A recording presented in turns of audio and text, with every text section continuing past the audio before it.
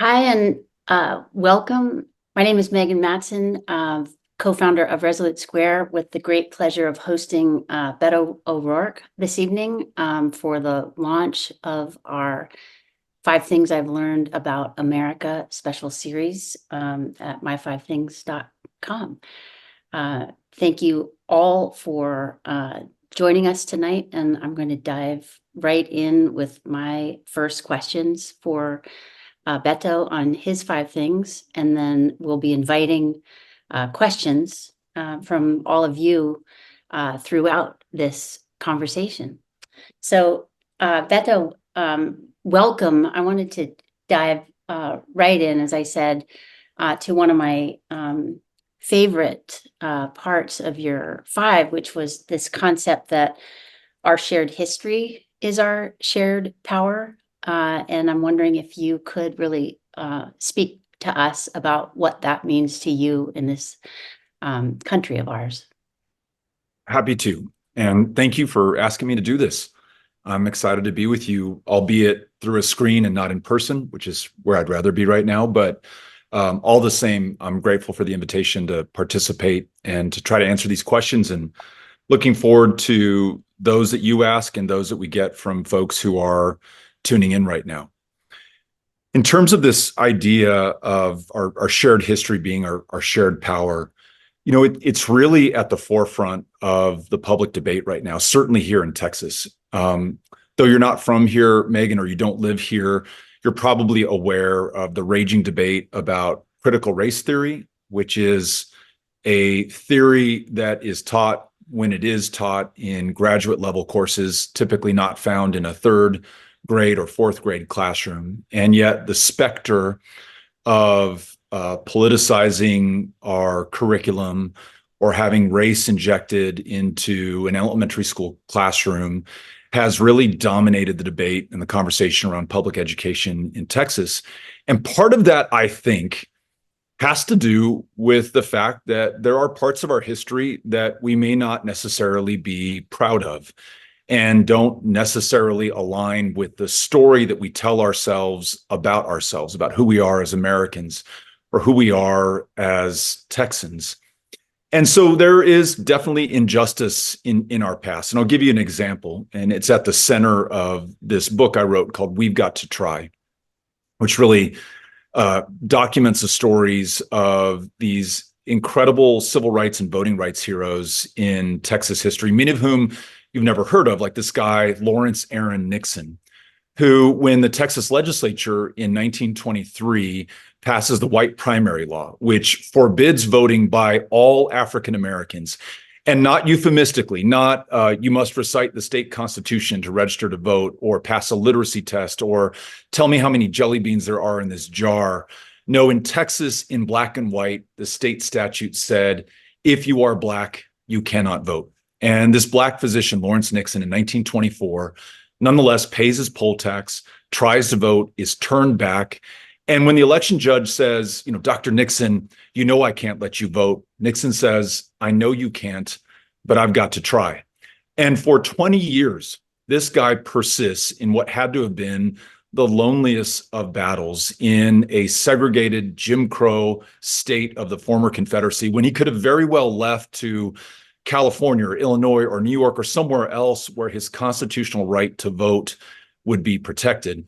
But he stayed and fought. And ultimately, after winning 2 incredibly important signal Supreme Court victories, this guy in 1944 is part of a coalition that integrates, finally, elections in Texas. And I would argue lays the ground for the first Texas president, LBJ, to pass both the Civil Rights Act of 1964 and the Voting Rights Act of 1965.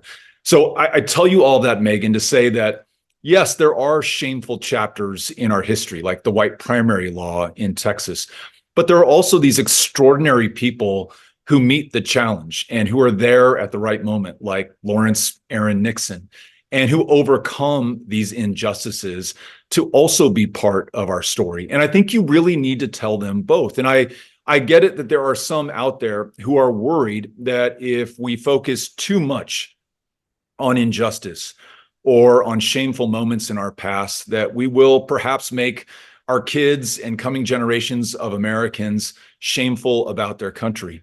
I think if we stop there, that might be a real risk. But if we talk about those who really helped us to live up to our foundational promise, our principles, our possibilities, in our foundational documents, that we're all created equally, that we'll be treated equally under the law. We've never quite gotten there, but there are people who've never stopped trying to get us there. And that's part of our story too. And that, I think, is our power. We should not be afraid of our history, of all of our history, because when we know it, I'm absolutely confident that we will come back even prouder of who we are as Americans, even more excited to see us realize this project 247 years into the making, and more optimistic about our future. That's where I see the power of our shared history. Yeah, I came across this quote from Milan Kundera: "The struggle of man against power is the struggle of memory against forgetting." And it was also really struck when Timothy Snyder said, "When we don't know history, we're constantly surprised." And in your own write-up for this class, that only abusers of power wish to bury histories of abuse of power. So I do really appreciate what you're conveying about uh, there's a reason to bury a history of injustice, because it leaves us all so surprised and ill-equipped to deal with the latest iterations. Um, have you, in your really reading back through the uh, history of oppressive tactics, has it been easier to recognize and fight what you see today? Absolutely. You look at something like January 2021, where there is a violent insurrection inspired in large part by then President Donald Trump to stop the peaceful transfer of power after a freely, fairly, democratically decided election. People lost their lives in the process. And you also almost had the unprecedented event of the United States Capitol, the citadel of our democracy, being occupied by insurrectionists and seditionists. And really, we probably came much closer than we know to losing what Abraham Lincoln called the last best hope of earth, this American democracy. It's really kind of extraordinary when you think about the fact that we can pull this thing off. I remember, just kind of as a quick aside, when I was in Congress and Donald Trump, who I did not vote for and did not support, won in 2016. In January of 2017, I chose to go to his inauguration. And I remember catching a lot of flack from many of my constituents who wondered why I would go to the inauguration of this person who had spoken so poorly of our hometown of El Paso, Texas, and talked about migrants as invaders or infestations or animals. Now he talks about them poisoning the blood of America. And I responded to my constituents, look, I'm not going to the inauguration to celebrate the man. I'm going to the inauguration to celebrate this country and the fact that we can still pull off the peaceful transfer of power from a president in Barack Obama, who spent 8 years of his life trying to move this country in a given direction, who is going to willingly turn the keys over to someone who promises to roll all of that back. And the fact that we can do this peacefully and non-violently through this democratic process is just one of the most beautiful things that humankind has created. And we fuck this up at our peril. So let us celebrate it, protect it, and continue to make sure that it goes okay. That was my rationale back in 2017. So when I saw what happened in 2021, for me, as it did for you and for millions of Americans and probably billions of people across the globe, it really shook us to our core. We're about to lose this thing. And I remember hearing a lot of people say, well, this is not America. This is not who we are. This is crazy. But as crazy as it might be, it is, in fact, part of who we are. And again, in doing the research for this book, we've got to try. I looked at these series of what were called at the time election outrages that were taking place across the state of Texas. You would have, for example, in Fort Bend County, which in the 1870s was the first county in America to elect an African American to be sheriff of Fort Bend County. More than half of the office holders were African American, not just in the 1870s during Reconstruction, but well into the 1880s following Reconstruction. White nationalist terrorists tried to stop the peaceful transfer of power. You had open pitched battles in the county seat of Fort Bend County. And unfortunately, those were ultimately decided in the favor of these white nationalist terrorists with the power of then sitting Governor Sol Ross in Texas. And it enshrined another white primary into law. It was called the Jaybird primary in Fort Bend that actually wasn't struck down by the Supreme Court until the 1950s. In Washington County, you had another outrage. I believe it was in 1886, where masked gunmen, again, white nationalist terrorists, literally went into the polling places and stole the ballot boxes from poll workers. They did it at one polling location after another until at the final polling location, they're actually stopped by the poll workers. There's a scuffle. And in the ensuing violence, one of the ballot robbers is killed. The only people arrested are, in fact, the poll workers who happen to be African American. 3 of them are pulled out of the county jail before trial and are lynched because they have incriminating evidence on the ringleaders who have been leading this ballot theft plot. The story makes it all the way up to the House of Representatives. There is legislation introduced to provide protection by the federal government for voting by all Americans, including those who live in the former Confederacy. In 1890, this bill passes the House of Representatives. It has the support of the majority party, the Democrats in the Senate, the Republicans in the Senate, and the Republican president, President Harrison. But it dies on the horns of a filibuster in 1890, and it will be 75 years of Jim Crow before we get another chance in 1965 with LBJ, again inspired by Dr. Lawrence Nixon. So that violent attempt to stop the peaceful transfer of power, to interrupt the free and fair, nonviolent, peaceful election of those who will represent us, and the ability to decide the course and the direction that your community, your state, your country will take. We have a history of that happening in America. It is resurgent right now, not just January 6, 2021, but it rolls through various state legislatures that continue to make it harder for people to vote, with the specter of voter fraud and the idea that, for example, illegal immigrants by the millions are going to steal elections, though that is literally impossible. There's no evidence of that happening. And in Texas, at least, you are more likely to be struck by lightning than you are to encounter a case of verified voter fraud. So yes, Megan, I see these patterns recurring through our history. It's important that we recognize them so that when we see them, we are motivated to act. And this is super important, and so that we know that not only can we overcome these challenges like the ones we have before us right now, but we've overcome them before against much longer odds, much greater obstacles. So we have it within us to overcome those things that are also within us that might stop this beautiful democracy that really is not just so wonderful for this country, but means so much to so many around the world. I've been in that library of yours, and the sort of the depth of reading that really informs this study of our country's history. I wish that I so many times could find a phrase that would describe both the comfort of bad history and the sort of darkness of it, because there's just something about going back and going, oh, we were super shitty 1917 to 1921, or Rachel Maddow's prequel book.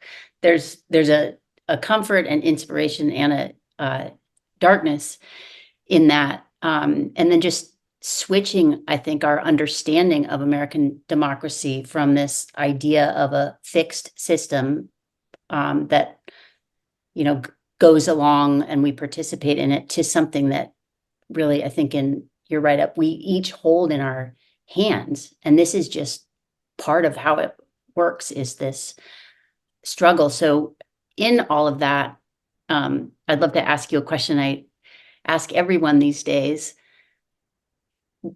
What's your morning routine? Like, how do you wake up in the morning and decide to shoulder that responsibility we all share as citizens again and again?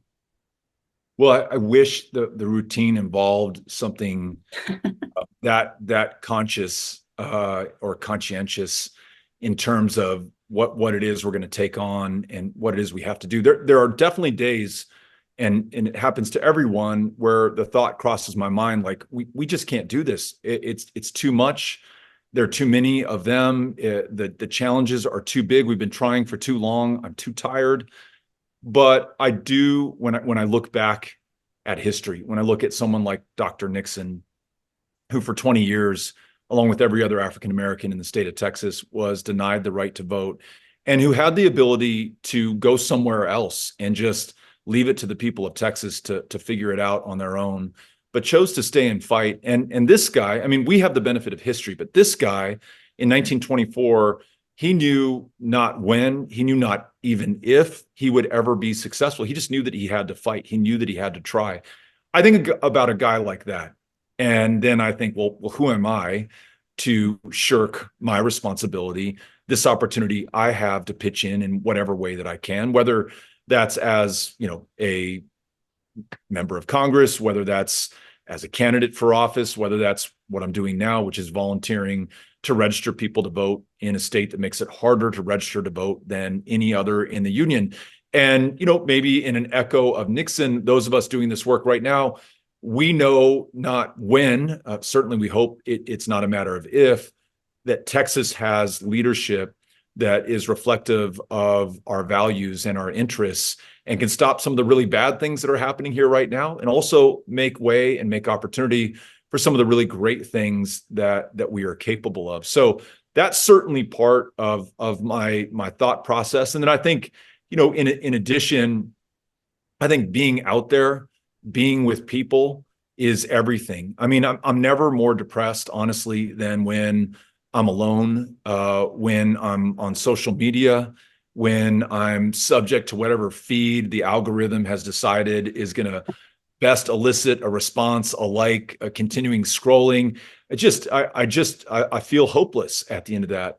Conversely, if I'm out there and let's say it's 110 degrees in El Paso, which it will be in about a month, and I'm knocking on doors and I'm meeting people and we're having conversations about their lives, my life, our community, our country, it doesn't matter how hot, doesn't matter how hard the work is, doesn't matter how many miles I will have walked in these shoes, doesn't matter how drenched the clothes I'm wearing are in my own sweat. By the end of that day, I am so much happier for having done that work. And whatever beer I drink tastes that much better. That's much more refreshing. It's that much colder when it meets my lips. I've earned it, and I'm no longer passive. I'm no longer on the sidelines. I'm no longer just bearing witness. I have agency. I'm in the game. It's no longer happening to me. I am part of whatever effort is happening to the rest of it. So that's the place I've got to get myself in. And listen, I wish it were automatic. I wish it were just programmed or programmable, but that's a decision each of us have to make every single waking day. And some days we don't make it. And some days I don't make it. Some days I'm just like, you know what? I just can't do it. And we all go through that, and we got to give ourselves a little grace, and then we got to pick ourselves up and say, okay, but this next day we are going to do it. We're going to go find a friend to get out there and go knock on those doors with, or whatever it is that we're going to do that allows us to be part of the effort to reclaim this democracy, to make sure that it really works, and to protect it against the most significant attacks that we have seen in our lifetime, probably that we have seen in the last century. And so, no pressure on this generation, but we will, again, to paraphrase Lincoln, we'll either meanly lose or nobly save this thing that has been passed on to us from one generation to the next. And we cannot be found wanting. We've got to absolutely meet this moment. Well, you've exquisitely moved us into the second of your 5 things I've learned about America. The action is the antidote to despair and the key to victory. And I, as a long time organizer, really had that same experience you described. There's an instant switch that flips from sort of spectator depression to back in the game as soon as I'm taking an action of any size. I wanted to give you a chance to describe some of the organizers out there who, in my experience, are some of the happiest people you'll run into. And it's not easy work, and the outcomes certainly aren't obvious. But they're happy and on the move, and have affected many victories for us from 2020, 2021, 2018, we had victories up and down, and then in every special election in these last rounds. So tribute to the organizers, Yeah, well, I'll tell you, going back to 2018, since you mentioned it, when we were running for Senate, and it was this 254 county campaign, we literally went to every single one of the 254 counties. There was going to be no one taken for granted. There was going to be no one written off. And you cannot just say that. You have to show up and demonstrate that. And in so doing, I learned so much about the people that I wanted to serve and represent in the Senate. We did so much better electorally than we would have done otherwise. So we didn't beat Ted Cruz. We came very, very close. And you alluded to this earlier. We together, all of us who were doing this work, produced victories up and down the ballot. You had almost a wholesale change in the state house. I think 12 insurgent Democrats beat 12 incumbent Republicans. You had criminal courts of appeals victories, county commissioners courts, 17 Black women won election to judicial positions in Harris County, the most diverse county in America, literally changing the face of criminal justice there in the process. And that was all a product not of the candidate nor his political party, but of the volunteers who were paid absolutely nothing and were expected to go out there in the hot Texas sun and meet not their friends, not their family members, not their classmates, not their colleagues, but complete strangers. I mean, that's what politics is at the end of the day. It's not convincing the people that you already know or who already agree with you or who are already going to do the same thing that you're going to do, vote for the same candidate, but to put yourself out there, at some risk. I don't mean physically, but just, is the door going to get slammed in your face? Is a person going to tell you they're not interested? Is someone going to yell at you? I mean, all those things are possibilities. All those things will happen from time to time.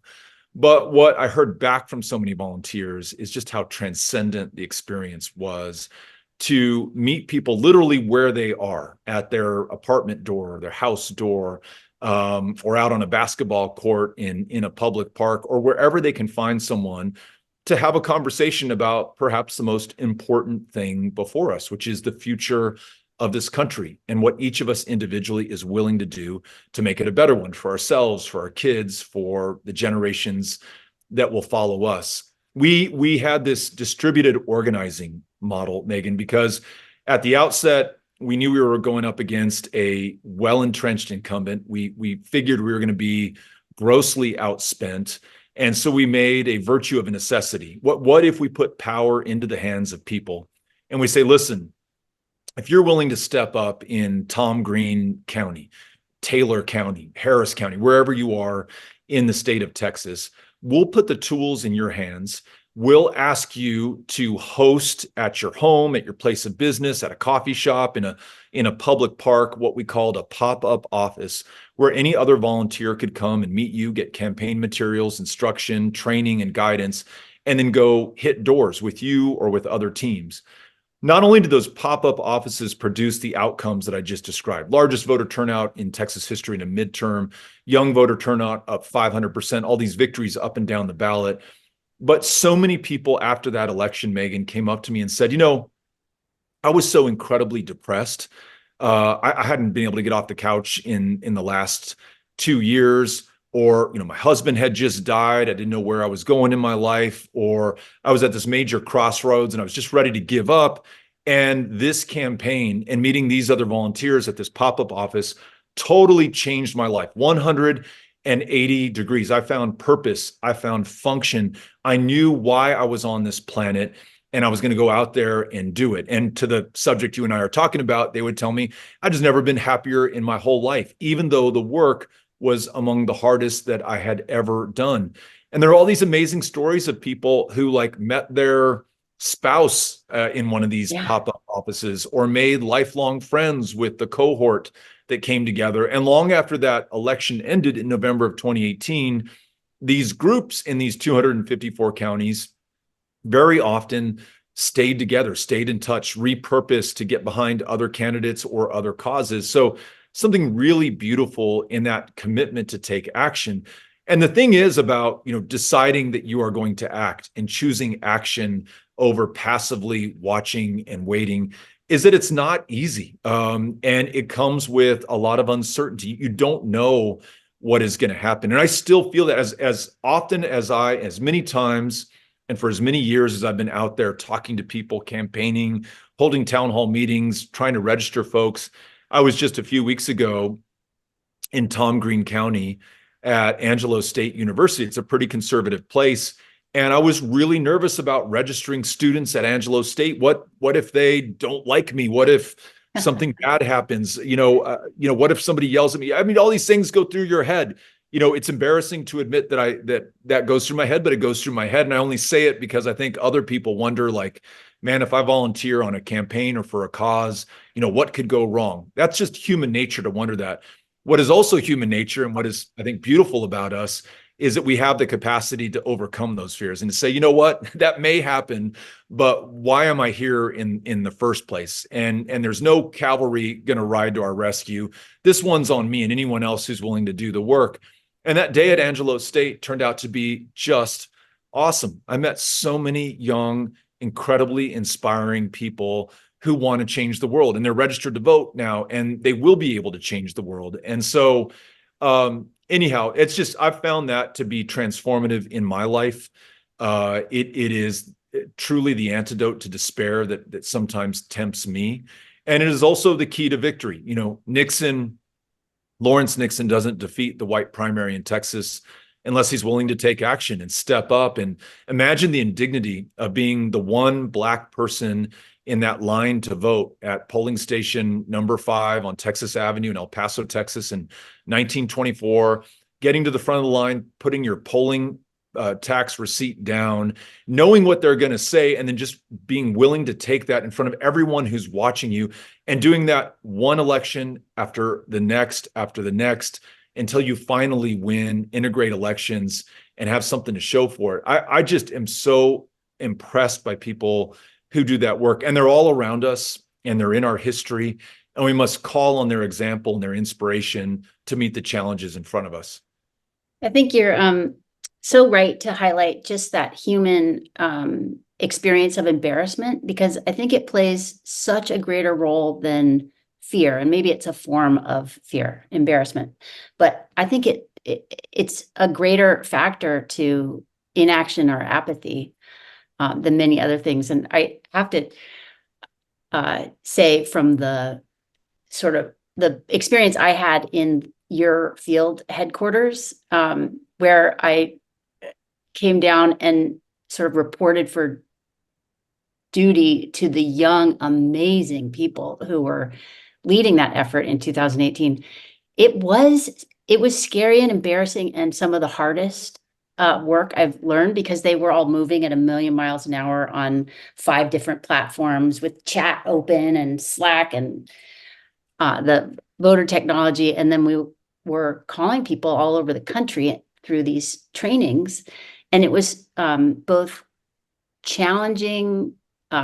It took me days to get up to their speed at all. And then I would laugh because another person in their 40s or over would come in to volunteer, and I go, wow, they're going to go through that same get up to speed. But like you said, the conversations with volunteers and with voters left me with a much more inspired, open, warm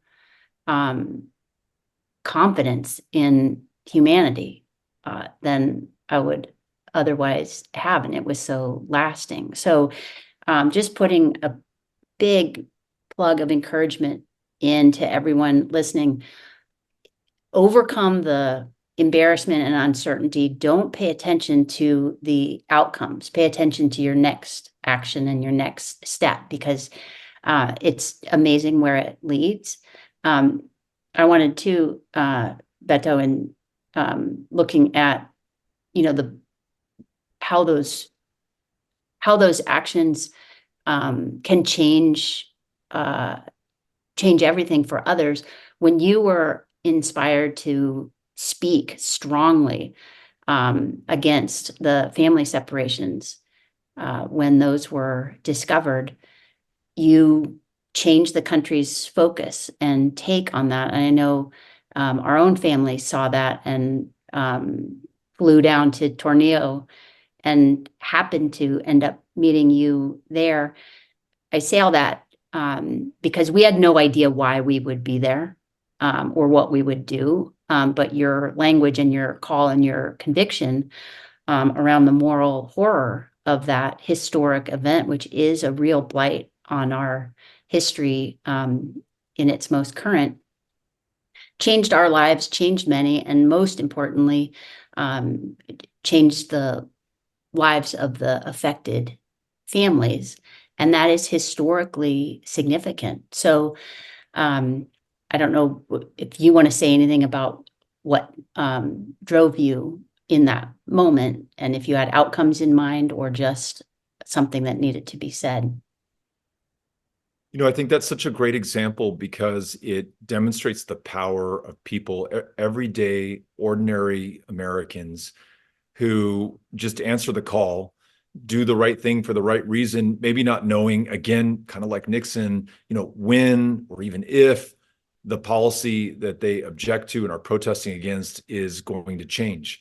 But all the people who answered that call to come down to Tornillo, Texas on Father's Day in 2018 changed this country for the better by literally physically being there, ensuring that those kids who'd been separated from their parents at the border in one of the most awful acts of cruelty that this country has committed in recent memory on our own soil, that those kids could hear us, that we could give them some hope, that they were not forgotten, they were not alone in this struggle. That was critically important. That by the numbers of us who came together, we could draw the attention and the focus of this country through its media on an issue that might otherwise have been swept under the rug or forgotten about. That was important. And then the fact, Megan, that within weeks, the Trump administration changed its policy of zero tolerance, quote unquote, and family separation. I don't know all the reasons why they did that, but the outcry and the outrage, first expressed at Tornillo, but then carried on by those who saw what all of us were doing, certainly had to have some bearing on that. We can think of so many moments in American history, bigger ones, where a 24-year-old John Lewis in March of 1965 is beaten nearly to death while marching across the Edmund Pettus Bridge in Selma, Alabama, for the right to vote. His willingness to be there, those who were with him at the time, it literally shocked the conscience of the country, and it galvanized our political system into action. Within 8 days, LBJ's able to convene a joint session of Congress, and he says, look, we think about these American heroes at Concord and Lexington. We think about those who ensured we could end the institution of slavery at that courthouse in Appomattox in 1865. Right along those others in the pantheon of heroes is John Lewis and everyone who was out on that bridge, Johnson says, essentially. And all they're trying to do is exactly what those in previous generations were trying to do. They're putting their lives on the line, willing to lose their lives to ensure that this country realizes its democracy and its promise to ourselves and to one another and to future generations. And you, the members of Congress, you have the power to do the right thing, to confer that right to vote. And by that summer, he's able to sign into law the Voting Rights Act of 1965, which for the first time in American history creates a true multiracial democracy, one that we are in critical danger of losing right now, but one nonetheless that was created through the sacrifice of people like John Lewis and others whose names we'll never know, who were on that bridge with him, and those who preceded John Lewis in that long, dark struggle from 1890, the last chance we had at a true Voting Rights Act, to 1965, when John Lewis and so many others helped to make it happen. So yeah, showing up, taking action, being there, confronting injustice, even when it's uncomfortable, especially when it's unpopular, at least with those in the room. And I've been in those rooms too.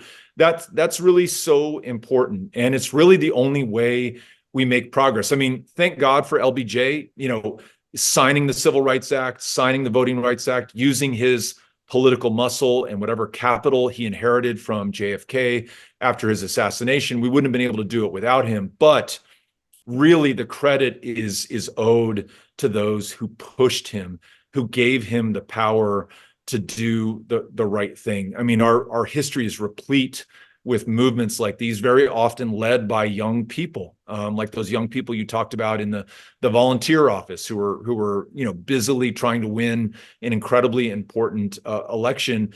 These young people, and we see them today in 2024, they're very often the conscience of this country. They very often wake us up to what we need to do at our most important moral moments. And so, all of that is dependent on action. And even if you are not inspired to take the lead in action, I think it's so important that we follow those who are willing to do that and get out there and not just hope that they're going to be able to do it on their own.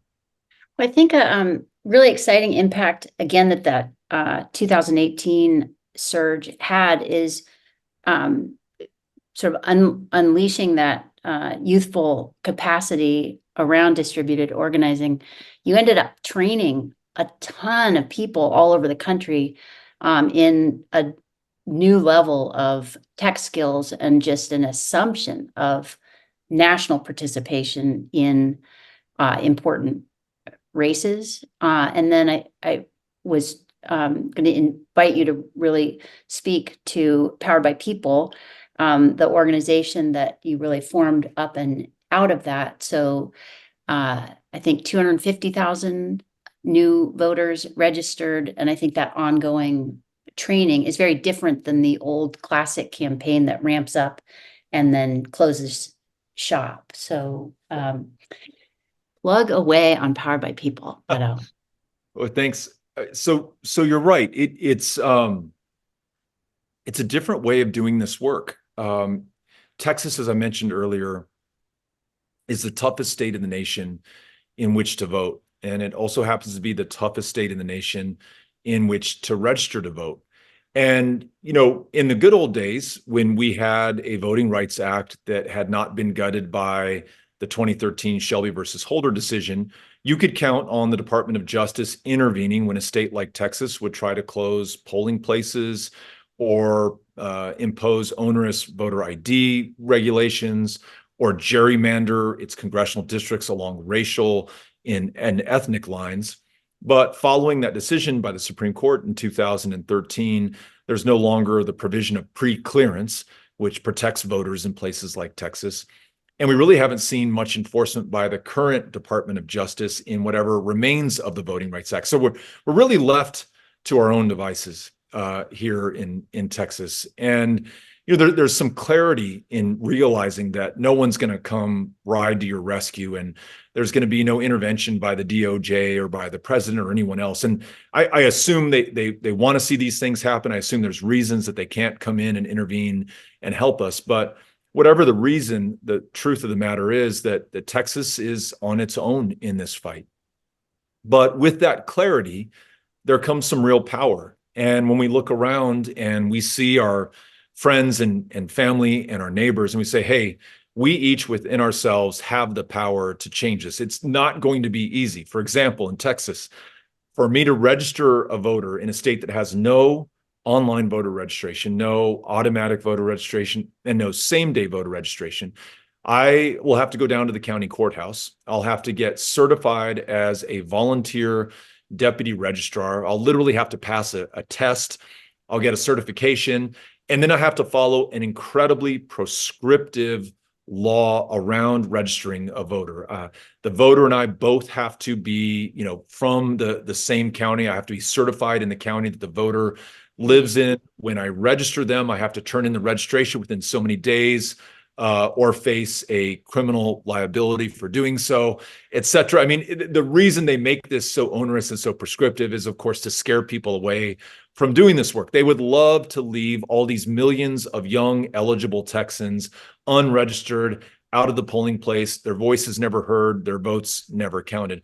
But we have to overcome that one volunteer deputy registrar at a time. So, Powered by People, our organization has found a way to streamline these VDR trainings, to actually do them online, to hold people's hands through the certification process, to train them on how to register voters, and then importantly, and this is critical, to stay in touch with that newly registered voter after we have them on the rolls, because this state is so hard to vote in, and the voter suppression and voter intimidation laws are primarily targeted at young people. So to only register them and then to say, hey, good luck, I hope you get out there and cast that ballot, we need to remember that they may be the first person in their family to ever register to vote. They may be intimidated by the process. Megan, you mentioned the fear of embarrassment. They may be worried that they're going to go into the polling place and do this the wrong way. So by ensuring that our volunteers stay in touch with these newly registered voters, not only are we helping them to cast that ballot, but we're also making sure that they actually turn out and vote. We have one of the lowest levels of voter turnout in this country, and it's not because we don't love our democracy. It's not because we're lazy. It's not because we don't care about the issues. It's because of the extraordinary level of voter suppression and voter intimidation that has been made possible by the gutting of the Voting Rights Act in 2013. But as you and I were talking earlier, this is a really tough challenge to overcome, to register these millions of eligible Texans who otherwise will never get a say in their government. But we know that we can overcome this challenge because we've overcome challenges like these before. In the era of Jim Crow, not only did you have people like Lawrence Nixon defeating and overcoming the white primary in Texas, you had extraordinary heroes like Septima Clark, who ran citizenship schools throughout the Deep South to help African-American voters, prospective voters, navigate these arcane, Byzantine, and heavily prescriptive registration laws so that they could be registered, so that they could cast that ballot. She, through her schools, helped to register hundreds of thousands of voters who otherwise would never have been able to participate in our elections, who wouldn't be able to run for office down the road, as many of them were able to do. She had a much tougher, steeper mountain to climb, and she did it. So we have to ask ourselves, who are we to shrug off or shirk the responsibility that we have now to do everything we can with what we have, where we are, to overcome these challenges to our democracy? So that's what Powered by People volunteers are doing. We have, over the last 4 years, registered more than 200,000 voters just in the state of Texas. And this year, importantly, we're adding that relationship piece to this, where we stay in touch with that voter and make sure that we're there to answer any questions, but also to make sure that we get them out to vote and they cast that ballot at the end of the day. Thank you for that. I wanted to just ask you sort of a range of follow-ups on that idea of action and the sort of necessary problem of money in politics. I watched a long interview you did very early on about your own discovery as a congressman around the impact of money in politics, and a big reason for sort of pure play support of your 2018 effort was that you we're going to prove that something could happen in Texas for a Democrat and without PAC money on a statewide basis. Because at that time, everyone I talked to in the Bay Area, where everyone comes in for political money, was you can't touch Texas. It's too big. It's too expensive. Can you talk about the role of small donors and then just people facing the fact that money is in our politics and organizing small donors and the importance of giving what you can to victory in this cycle? As a member of Congress, one of the first things, and I mean, literally, maybe the first thing that hits you, maybe even before you are sworn into office, is the outsized role that money plays. I remember being in a small meeting room with every other freshman Democrat who'd just been elected in 2012. And we're meeting with, the Democratic leader, the Democratic leadership, and the head of something that I didn't know existed at the time, called the DCCC. This is the campaign committee that helps to keep Democrats in power and to elect more Democrats, a mission that I wholeheartedly support. But we're here for this orientation, and instead of really like focusing on, here's what is involved in voting on a bill, or here's how we recommend you hire your staff, or if you have subject matter expertise in a given area, here's how to make the most of it. The whole meeting was focused on how to raise money and how much money you were expected to raise, and to raise not only for your own reelection, but to give to the DCCC to ensure that more Democrats are elected. Again, a mission that I support.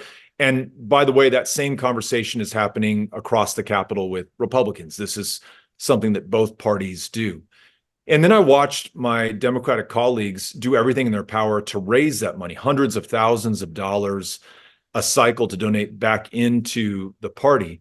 And who are they going to for this money? They're going to the corporations and the industries that come before their committees of jurisdiction. So if you're on, for example, the Armed Services Committee, you are calling Raytheon and Northrop Grumman and Boeing, and you're asking their political action committees to donate to your campaign so that you can in turn donate to the Democratic Party. And again, Republicans are doing the same thing on their side of the aisle. This is both parties. And the conflict of interest is, obvious to both of us. That it is legal doesn't make it any easier to take. It's legal, but it's wrong. And yet I really don't blame the members of Congress who participate in this, because it's the system into which they were elected.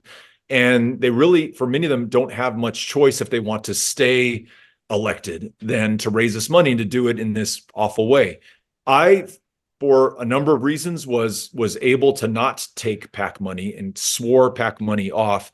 And in fact, I worked with a colleague of mine who's still in Congress, Ro Khanna, on a bill that would forbid PAC money in the campaigns of members of Congress. We called it the No PAC Act. And when he and I had talked about this on the floor of the House, I went back to my legislative team in my office and I said, okay, Ro and I have decided to introduce this legislation. I'm sure somebody's done this before. Can you do some research, find the last iteration of this bill, and then let's just update it with, our own specific details. Our staff went and did the research. There had never been a bill introduced to ban PAC money in Congress, which to me was also shocking. We introduced it. It won't surprise you that though Ro and I both supported it, we could find very few other takers to be able to do that. When I ran for the Senate in 2017, 2018, I continued my no PAC pledge. And you mentioned these small dollar donors. They really stepped up in a big way and actually produced the biggest Senate campaign haul that we'd ever seen in the history of the country. We raised $80 million in 2018, and we did it, $15, $20, $25 at a time. We took our case directly to the people of Texas and to the people of this country, and people really responded. And that was really helpful, not just for us in that campaign and to have those resources, which was important, but I think it was helpful for other candidates and other office holders around the country to see that there's another way to do this. And the penalty that you'll pay for not taking PAC money is not as big as you think it is. And in fact, you might even get a boost of support that will be far greater than any amount that any PAC could give you. So we still have that problem in our country. We certainly have that problem in Texas. There are no campaign contribution limits at all in the state of Texas. Our governor just took a $6 million check from one donor who has one cause, which is to take public tax dollars out of public school classrooms, turn them into vouchers, and send them to private schools. And guess what? The governor's number one agenda item is vouchers. And he's staked his total career on this, and you can connect the money to the cause, to the outcome, to the results. And that's another form of voter suppression, honestly, because when people, especially young people who have like the most exquisitely tuned BS meters out there, when they see what I just described taking place, they're smart enough to conclude that, hey,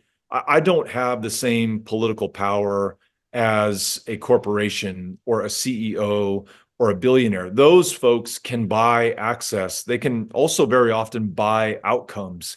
All I have is my vote or my $15. When you have candidates who make the most of those $15, who really are there only for those votes and to serve everyone regardless of party or any other difference, I think that can transcend some of the cynicism. It can transcend some of the corruption that we see. And it is the answer to the rigged system that is so defined by large dollar giving. And it's a problem we have to contend with, but there are ways through this. And that 2018 campaign, I think, offered us one of those ways. Yeah, and I think that combination of proving to the sort of political establishment that Texas is not too big for either the money or the people power by having that distributed machine of volunteer bodies and a sort of light layer of paid organizers was a sort of Dean style sea change. And I've got to tell you this one story. I was down in Houston on a visibility event for you, and it was 5 a.m. outside some hotel, and there's one other guy out there, and he looks familiar. He sees my Beto gear, and he walks up and he said, God, you guys almost did it. And it was Dick Morris, that Republican strategist forever. And I said, yeah, a few more weeks. And he said, a few more days. So it was definitely a seismic wake up on what is possible. I wanted to move to the third in your 5 things I've learned about America, which was that the language is a powerful force for good and for ill. I wanted to hit first, if I could, just the power of language in books. It could be that I'm dazzled by your background, but as a fellow English major and now you, an amateur historian, can you speak to the power of both literature and the books of the historians, and then your own experience writing, and what part that has played? Yeah, I'll start with a story about my family. I was so incredibly fortunate to be able to go to Columbia, and fortunate in a number of ways. One, that I could get in at all. 2, that we were eligible for financial aid, student loans, and grants, and also fortunate in that my parents were willing to take out loans themselves to be able to pay for my education. And I remember coming home my sophomore year of college for summer break, and my parents were in the kitchen. We were all making dinner, and I told my dad that I wanted to major in English.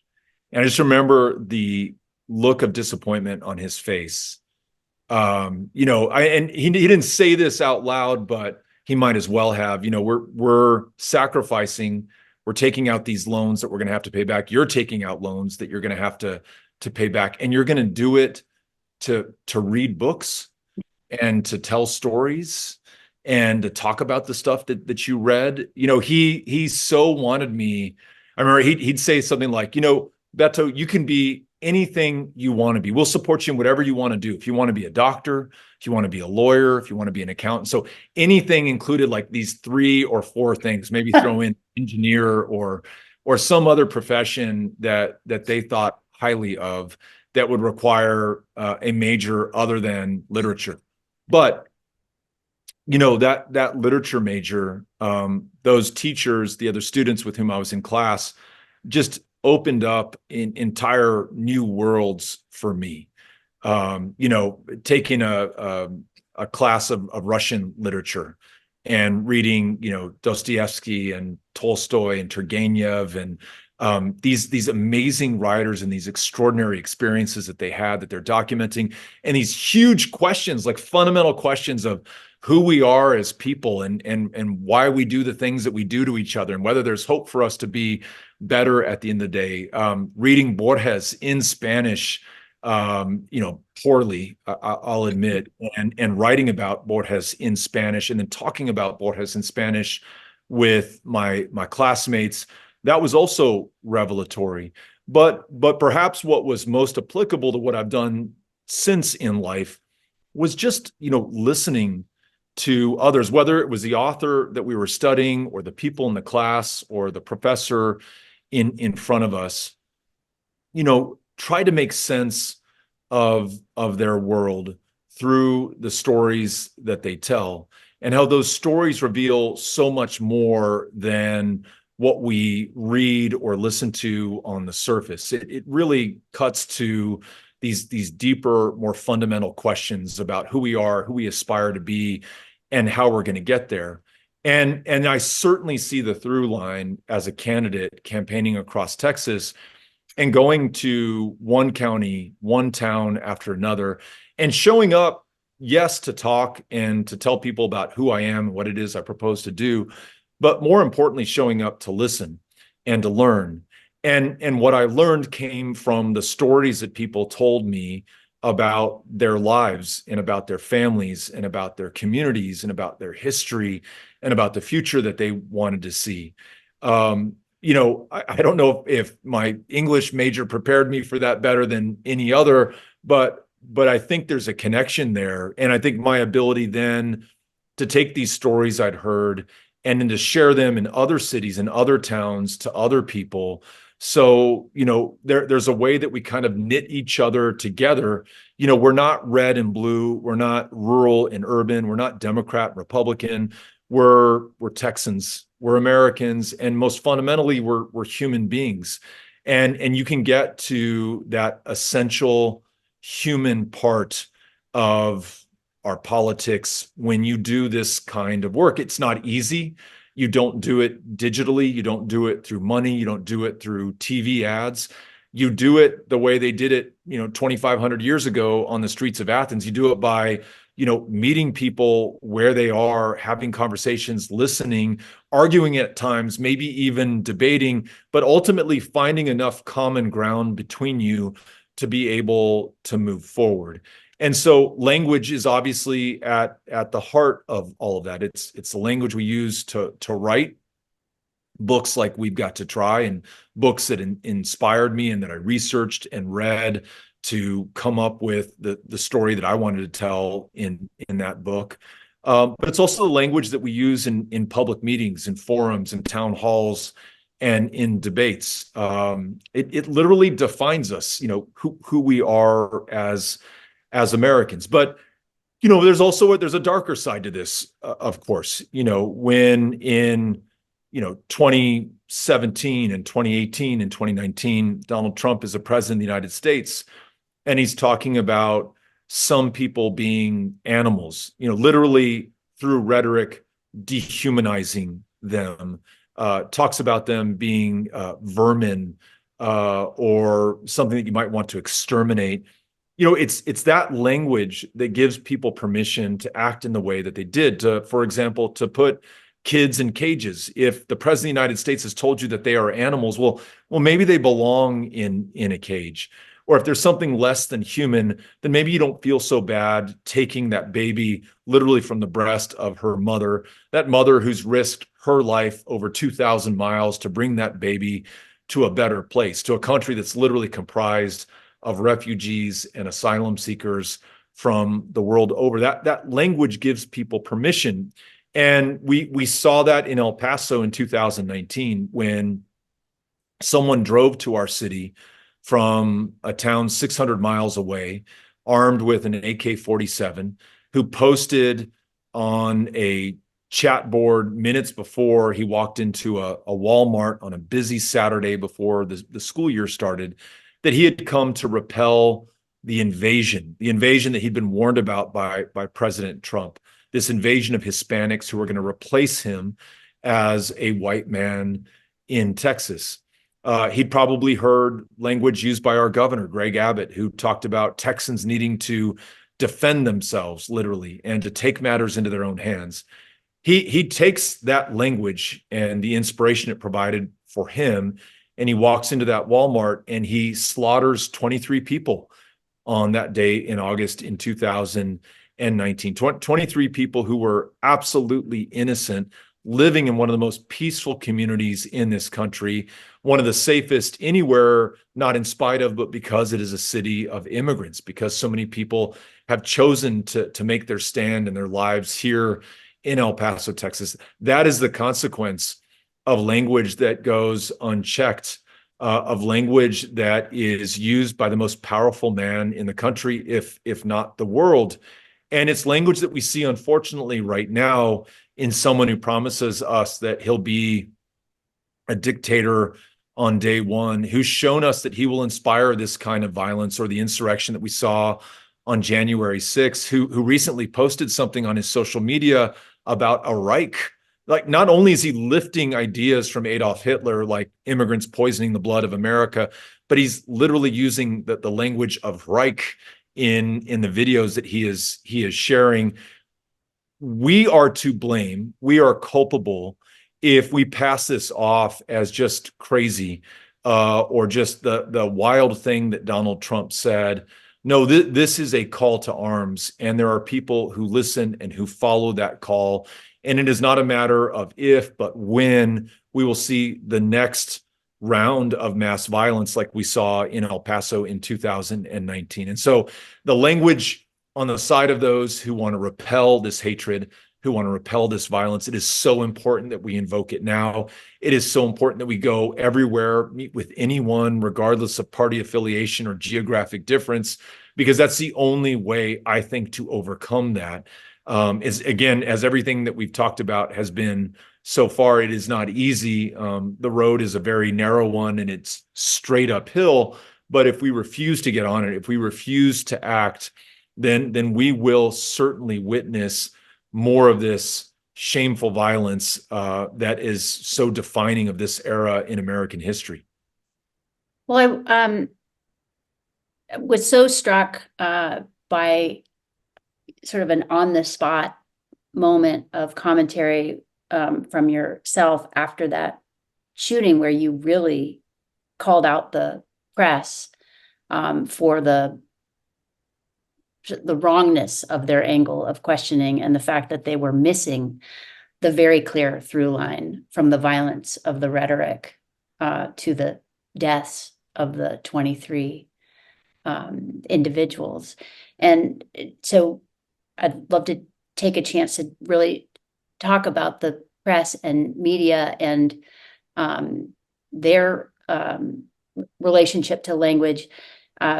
This event tonight is a partnership of My5things.com and Resolute Square, which is a pro-democracy media platform that a group of us with Rick Wilson and Joe Trippi and Stuart Stevens and this wonderful editor, Lisa Senecal, we all started it to stop doing that, both sidesism and the horse race coverage, and, reporting what the autocrats are saying rather than calling out the larger systemic impact. And in the case of the El Paso tragedy, the really direct violence that comes out of that. Can you talk about the media in our moment? It's no accident that we're speaking about the rhetoric that former President Trump has used to vilify and demonize immigrants, which has predictably led to the murder of immigrants and those who the murderer in El Paso believed were immigrants based on how they looked. No accident that he's also referred to the press as the enemy of the people. And it is the press, going back to the example I gave in March of 1965, who broadcast the images of a bloodied John Lewis around the country and across the globe. And it was only through the press that we were able to command the attention of the American public.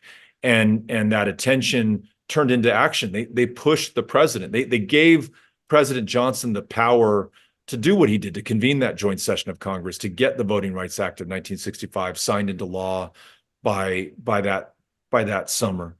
And I think there are so many members of the press today who are carrying on that incredibly noble tradition of bearing witness and transmitting either through words or images what is most important and what is most essential about this moment, so that we as a democracy can make these informed decisions at the polling place for sure, but also informed decisions when we go before the school board or the city council or the commissioner's court or any of the other decisions that we have to make in our lives within this form of government.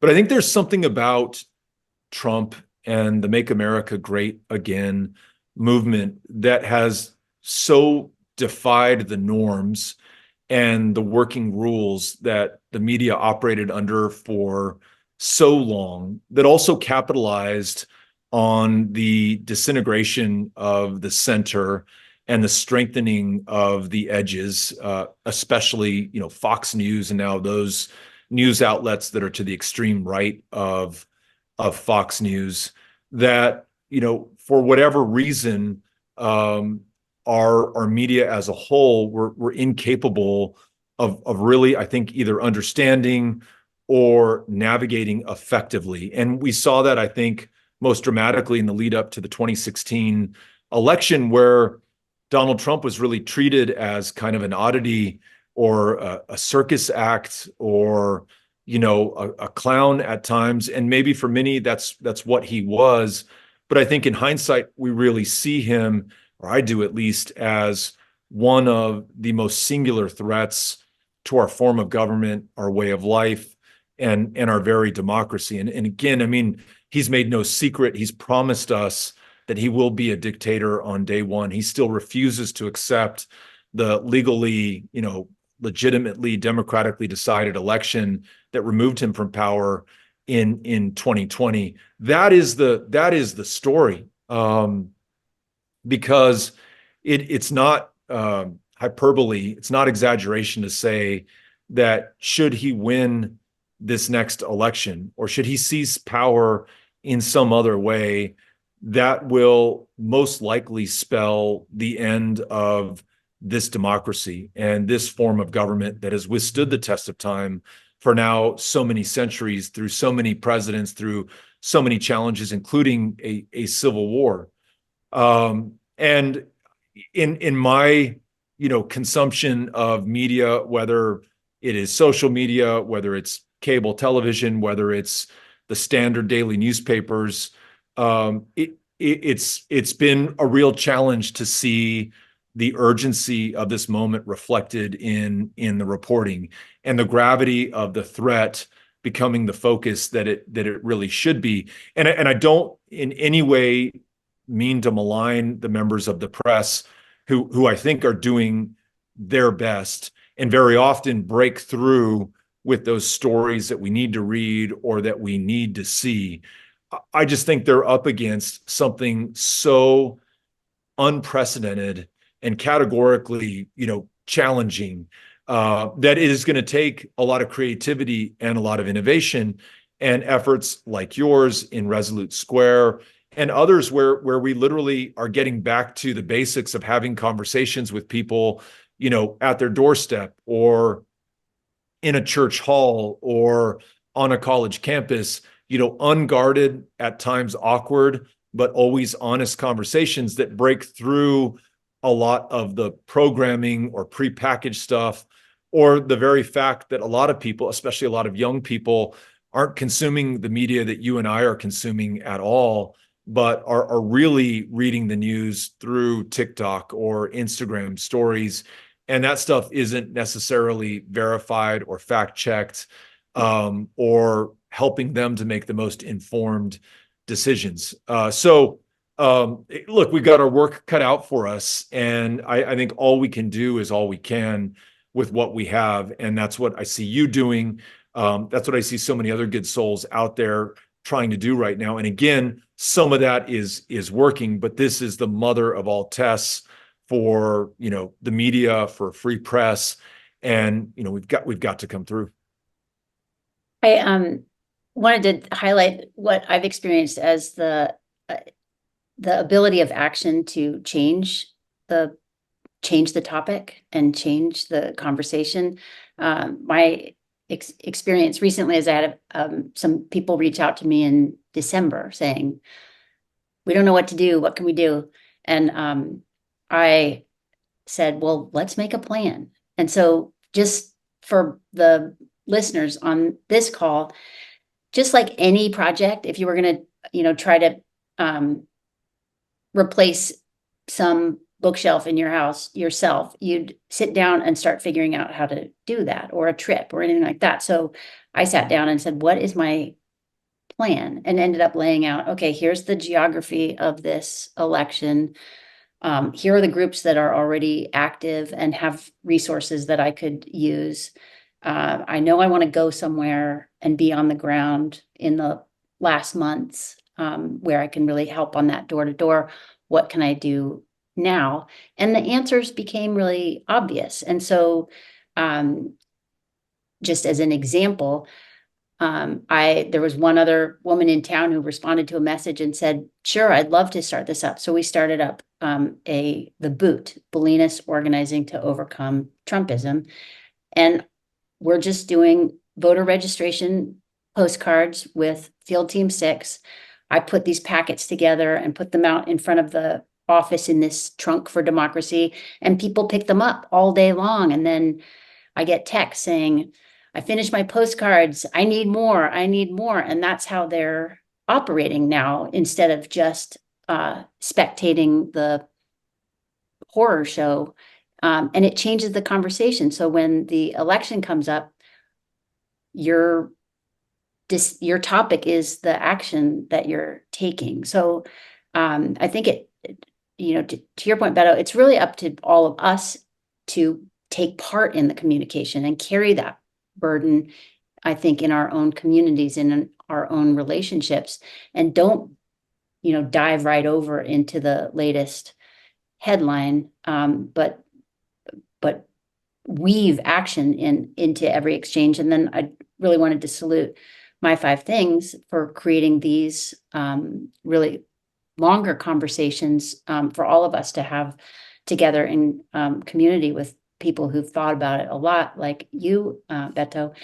And that's really around your fourth of 5 things you've learned about America, which is we are always becoming a democracy, and democracy makes everything possible. I'd love for you to speak on that truth, that whatever issue is, closest to your heart, the fact that democracy is really where it moves forward. Yeah, when you're a kid, you have this kind of rosy picture of American democracy. We created this institution in the 18th century. It was a brand new thing in the world. All of a sudden, people could choose their government, and we didn't have kings. We had presidents and members of Congress and all this wonderful stuff.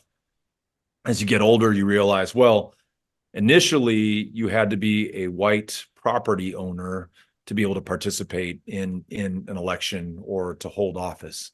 And then the franchise is expanded from there to include people who don't own property. And then over time, it expands again and again and again. And we mentioned 1965 earlier in the Voting Rights Act, which creates this multiracial democracy. But we're not done there. In 1975, Barbara Jordan, the first Black woman to represent a congressional district in the state of Texas, maybe anywhere in the South, she leads the reauthorization of the Voting Rights Act. And this time, she includes language minorities in the VRA reauthorization. What does that mean?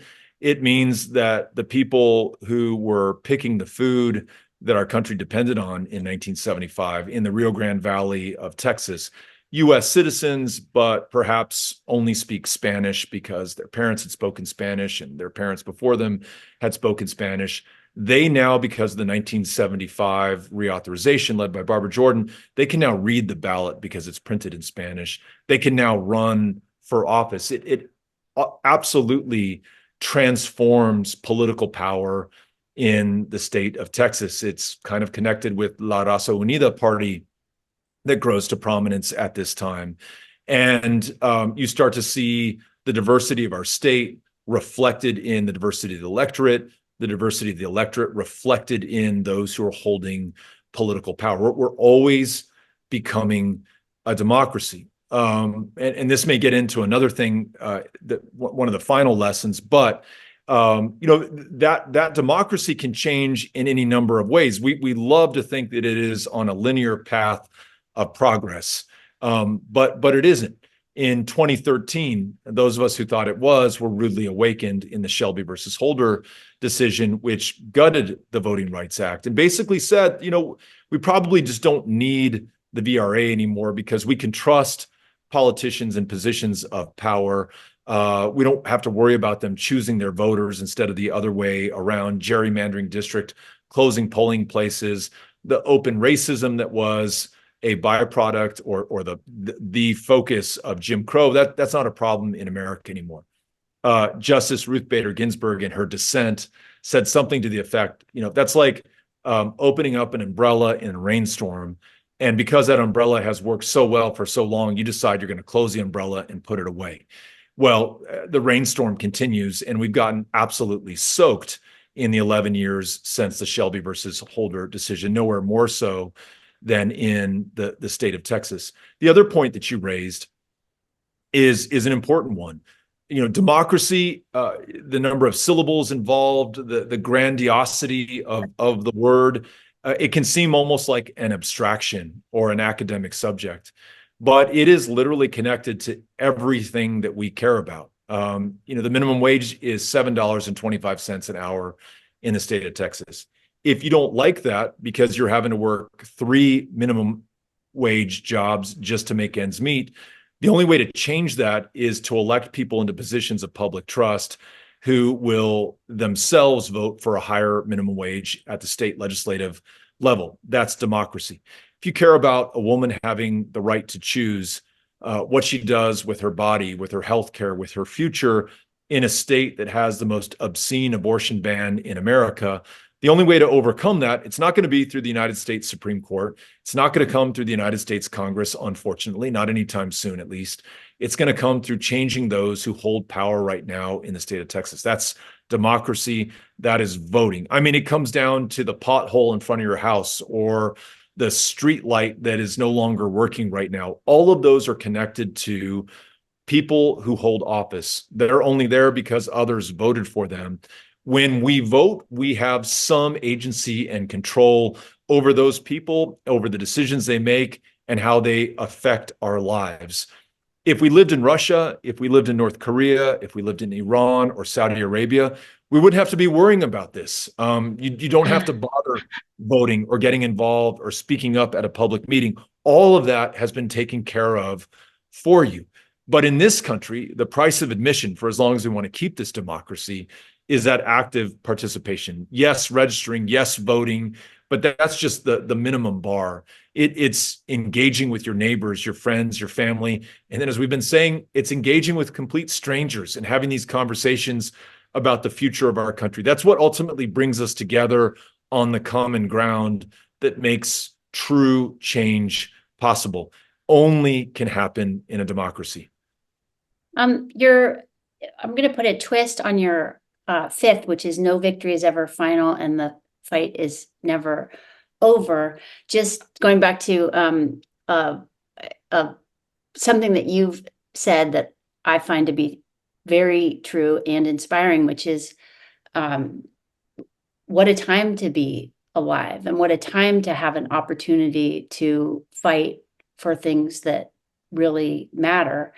And the conditions we're in currently are, as you said, so much more forgiving and expansive than when Dr. Nixon was persisting for 20 years toward his victory. And there's, that sort of truism in your personal life. Focus on what you want. Don't get transfixed by the obstacle or the darkness in front of you. Look at the freedoms that we do have to mobilize, to fight, to express, to vote, to raise record-breaking amounts of money for the good people. Look to the really dramatically, I think, better candidates beginning in 2018 across the country, really vigorous, outspoken, effective leaders, I think, that we had much more passively, I think, historically. I guess what I'd love to hear your thoughts on is, I feel like we've been, you've referenced the Shelby decision and, of course, Citizens United and the really radical actions that McConnell took, and then the truly radical and corrupt actions of our current SCOTUS. Do we need to adjust to an equal radical outcome like the expansion of the court? I mean, do we need to change how we're playing this game to match the radicalism that we face? I think this fifth and final lesson, that no victory is final, the fight is never over, is so important and flies in the face of so much of the conventional wisdom that existed, certainly prior to 2016. At least that's the way it was for me. We mentioned the Voting Rights Act. What a momentous achievement. Really one of the great pinnacles of American democracy, to create a democracy that really includes everyone. I mean, it's just one of our proudest moments.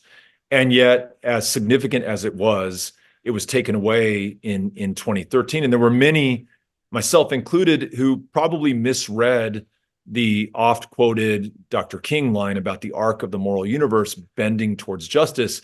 It doesn't just bend towards justice. It must be bent towards justice. And you and we have a role in getting that done. If we don't do that, if we're not absolutely vigilant over the victories we have won, if we're not absolutely aggressive in pursuing the victories yet won, the other side is going to do what they did in 2013 with the Shelby versus Holder decision that destroyed the Voting Rights Act. They'll do what they did in 2022 with the Dobbs decision that ended a half century of protection for the right to privacy, for women to make their own personal decisions without government interference. So for those who in 1973, when Roe versus Wade was decided, thought, hey, that's the end of history on this one, what's the next battle that we have to fight? Or those who feel the same way about gay marriage or access to contraception or name a freedom or right that we enjoy and take for granted today, please know that it is time that we wake up and understand that there is nothing about these victories that will sustain them without our willingness to fight for them. The other side is never sleeping, always pursuing this. The 49 years to get to the Dobbs decision, when you look at it, it really started in 1973, and it was a incredibly disciplined program to place judges on lower court benches, to move those judges up to higher court benches, to win political power at the county, at the state, and ultimately the national level. So no victory is ever final, and we've got to be in this fight forever. And let me just say this, but before I get to the final part of that, you know, when talking about abortion, abortion today in Texas in 2024 is just as illegal as it was on the eve of that Roe versus Wade decision in 1973. But if you think about Texas in 1973, no one came and rode to the rescue of Texas women. It was actually three Texas women themselves, Jane Roe, Right. her pseudonym, and Linda Coffey and Sarah Weddington. These three women from Texas prevailed upon an all-male United States Supreme Court and won that incredibly important landmark decision. So once again, not only can we overcome this challenge before us, we have overcome it before against much greater odds, and it happened right here in Texas. But finally, to your point, Megan, about this fight never being over can sound really daunting, can even be depressing. You mean there's more I've got to do? I thought we just voted for this guy and he won that election. Now he's going to save us. That's the way I felt when President Obama won in 2008. I'd worked my tail off for this guy. I donated as much money as I could. I knocked on every door. We had the Texas two-step, a caucus, and a primary, and I worked both of them. And when he won, I just remember the overwhelming sense of relief. I'm done. I've done my part. Now he's going to save this country. With the value of hindsight, we now know that he needed us more after his election than he needed us before his election. I now know that, and I've lived that, and I understand that. And once I've accepted that, there's actually a joy in it. I mean, that's just democracy. It is always on. We are always in, or we are going to lose it. And to your excellent point, think about how lucky we are. Yes, the skies are dark right now. Yes, we face the most perilous moment in American history, at least in our lifetimes, the single greatest attack on this democracy that we have ever experienced. But how lucky are we to be the generation that gets to decide the outcome? There are so few. They're in that pantheon that LBJ talked about in 65, the folks at Concord and Lexington, those at Appomattox in 1865, those marching with John Lewis in 1965. It is our generation that gets to decide the future of this country. Very few American generations have had this privilege. And if you think about it, we've inherited that noble sacrifice, that service, that struggle from all those who have preceded us and made this moment possible.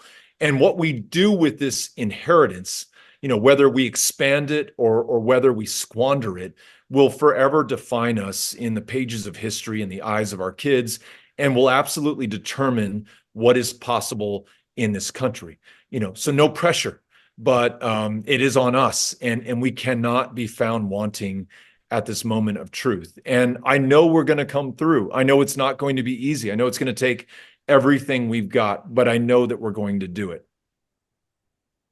Well, I can't possibly thank you enough for the way I feel at the end of this conversation, and so inspired by that reminder that three women pushed and fought and won for Roe, and we inherit that and go forward. So everyone on the line, thank you. Thank you so much, Beto. We have more of these wonderful conversations coming up in this America series. Please do support Powered by People. Keep reading, everybody. and get as active as you possibly can. Thank you so much, Beto. It was wonderful to be with you. Thank you for inviting me.